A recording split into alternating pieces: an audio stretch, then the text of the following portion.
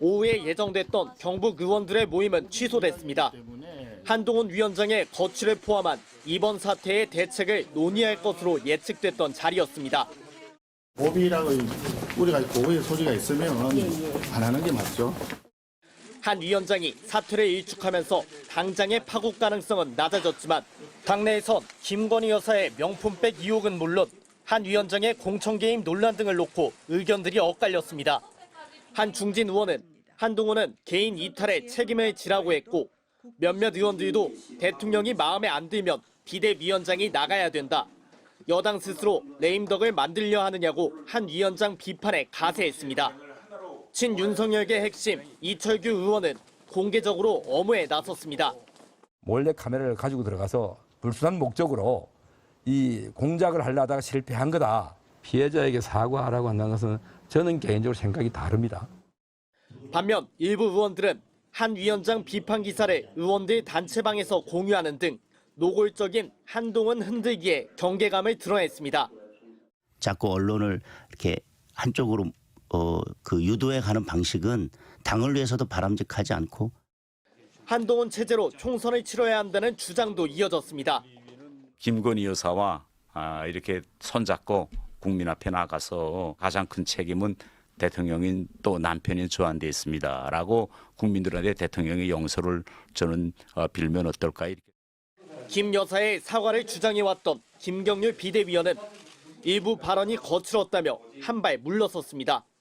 다시 한번 이 자리에서 죄송하다는 말씀을 올립니다. 제 거친 언행이 여러모로 불편함을 드린 적이 있었습니다.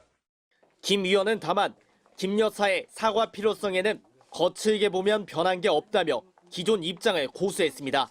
MBC 뉴스 윤수환입니다.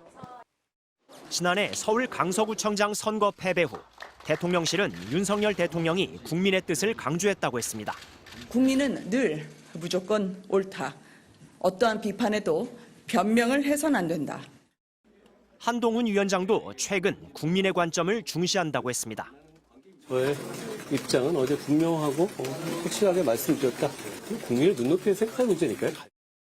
모두 국민을 강조했지만 둘은 현재 갈등의 정점에 있습니다. 김건희 여사의 명품 가방 수수 의혹에 대한 입장에 차이가 있습니다. 한동훈 비대위는 출범과 동시에 대통령에 대한 관계 설정을 어떻게 할지 질문받았습니다. 국정운영 기조 전환을 요구할 수 있는가가 핵심이었지만 당장은 김 여사 리스크에 대한 한동훈 위원장의 입장이 주목됐습니다. 취임 직전 한 위원장은 대통령실과 같았습니다. 기본적으로 그 내용들을 제가 보면은 일단은 이 몰카 공작이라는 건 맞잖아요. 하지만 한 위원장은 전국 민심을 청취하면서 윤 대통령과는 거리를 두었고 직접 영입해서 힘을 실어준 김경률 비대위원은 계속해서 김 여사 관련 사과를 요구했습니다. 마리 앙뚜아네트인가 뭐 사치, 난잡한 사생활 이런 것들이 이제 드러나니까 감성이 폭발된 것이다. 지금 이게 국민들의 감성을 건드렸다고 보거든요. 이걸 어떻게 실드칠 수 있겠습니까? 이걸 어떻게 논리적으로, 합리적으로, 이성적으로 말씀을 할 수 있겠냐고요. 침묵하던 대통령실은 이에 대해서 치밀한 기획 아래 영부인을 불법 촬영하는 초유의 사태가 벌어진 것이라고 했습니다. 의혹이 불거진 뒤 처음으로 입장을 내면서 공개 사과 요구는 일축했고 이틀 뒤 한동훈 위원장은 사퇴 요구를 받았습니다. 대통령은 오늘 감기를 이유로 민생 토론회까지 불참했습니다. 총선 전 선심성 공약 논란까지 불거지는 가운데서도 직접 민생을 챙기겠다며 강조하던 행보였습니다. MBC 뉴스 이용주입니다. 대통령실이 한동훈 국민의힘 비대위원장에게 사퇴 요구를 전달한 것으로 알려진 것과 관련해 초록은 동색이라고 촌평했던 개혁신당 이준석 대표. 이 대표는 유튜브 채널 장윤선의 취재 편의점에 출연해서도 윤 대통령과 한 위원장의 충돌 양상이 이른바 약속 대련처럼 보인다는 해석에 무게를 실었습니다. 윤 대통령이 한 위원장을 혼내거나 싫은 소리를 할 일이 있으면 둘 사이에서 얼마든지 직접 소통을 할 수 있는데 이관섭 비서실장 등 제3자를 끼운 모양새가 어색하게 보인다는 겁니다. 우선 약속 대련은 나중에 가서 결과론적으로 국민들한테 보이고요. 결과를 보면 딱 나옵니다. 결과. 네, 나올 것이고요.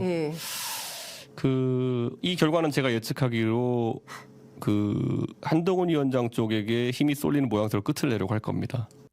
이 대표의 예상대로 될 경우 임기가 3년 남은 윤 대통령의 레임덕이 우려되지 않겠냐는 진행자 질문에는 이같이 답했습니다. 대통령 임기가 3년이나 남았잖아요. 아직. 네. 그런데 한동훈 위원장에게 힘이 쏠리는 방향으로 결론을 내면 그 자체로 대통령 레임덕 아닌가요? 뭐 이재명한테 져서 레임덕 오는 것보다 낫죠. 그러니까 그거 생각을 할 겁니다. 세상에. 다만 이 대표는 현 상황이 약속대련이든 아니든 큰 의미는 없다고 했습니다. 그러면서 2012년 당시 박근혜 새누리당 비대위원장이 이명박 대통령과 차별화하며 총선에서 승리한 사례와 지난 대선 때 자신과 윤석열 후보와의 갈등 사례를 언급했습니다. 이때의 경우는 갈등 주체끼리 지지층이 달라 극적으로 봉합이 되면 시너지 효과를 낼 수 있었는데 윤 대통령과 한 위원장처럼 지지층이 겹치는 경우에는 갈등을 해소해도 변화가 없을 거라는 겁니다. 지금 한동훈과 윤석열의 지지층은 똑같아요. 네, 그냥 겹친다. 똑같은 거예요. 그러니까 예. 확장성이 서로 없기 때문에 예. 여기서 자기들끼리 약속 대련을 한다 한들 뭐 더해질 지지층은 없고 자기 안에서 내분만 나죠. 그러니까 이걸 작전을 왜 이렇게 정했냐 모르겠는데 예. 이 대표는 앞서도 자신의 SNS에 음식점의 주방은 하나인데 전화 받는 상호와 전화기가 2개 따로 있는 모습으로 이 난국을 돌파할 수 있겠냐며 유의미한 갈등이 아니라고 평가한 바 있습니다.